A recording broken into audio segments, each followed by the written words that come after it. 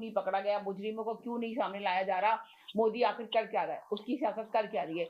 India का media भी बहुत शोर मचा रहा है और इधर पाकिस्तान का जो मीडिया है उसने पूरे तरीके से तैयारी कर रखी है और उन्होंने कहा कि जिस तरह अभी हमने मोदी को जवाब दिया इस तरह देंगे, मगर वही सवालिया निशान है कि नवाज शरीफ क्यों नहीं बोल रहा है पाकिस्तान के लिए, आखिर क्या वजह है। और एक तरफ आप ये देखिए कि हुकूमत किसी सूरत भी नहीं चाह रही है, कि हुकूमत को किस बात का डर और खौफ है कि वो समझ रही है कि इमरान खान बाहर आएगा तो हमें अंदर जाना पड़ेगा, जिसकी वजह से हुकूमत किसी सूरत चाह ही नहीं रही है कि इमरान खान किसी सूरत भी बाहर आए। वो कुछ कोशिश कर करा के वो चाह रहे हैं कि किसी तरह भी पीटीआई को जो है ना उसके खिलाफ बात की जा रही है। और आपने देखा IMF ने कर्जा देने के लिए भी अभी शराइत रखी है, आगे और चली गई है, डेट आगे चली गई, 10 जून तक का टाइम दिया गया है उन्होंने।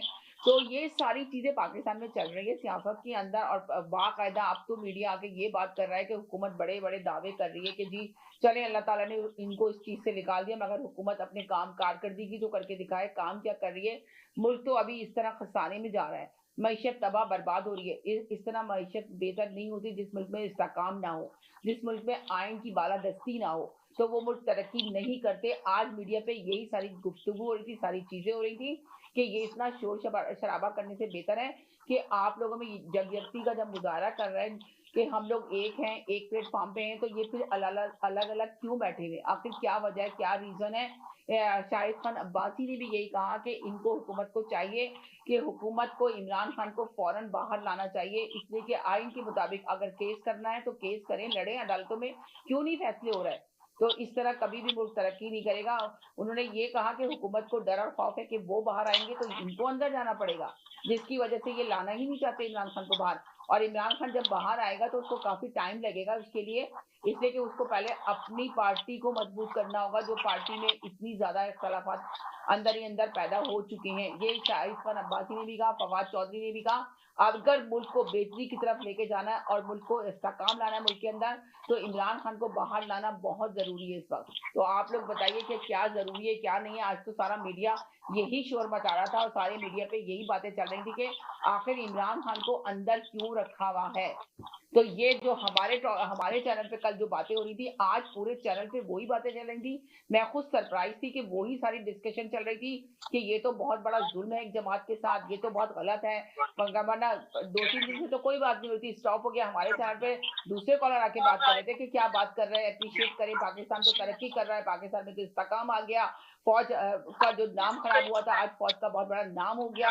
मगर नाम होने के बावजूद भी आज मीडिया सारा यही बोल रहा था कि पाकिस्तान को जरूर सोचने की जरूरत है, पाकिस्तान को मजबूत करने की जरूरत है।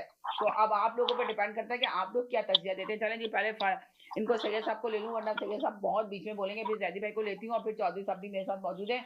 अभी ड्रॉप हो गए, दोबारा से वो कॉल कर लें, इसलिए सबसे पहले मैंने प्रोग्राम भी शुरू नहीं किया था तो उनकी कॉल आ गई थी, तो मैंने कहा भी मैं प्रोग्राम शुरू करने वाली हूँ, फिर उसके बाद आपको लेती हूँ।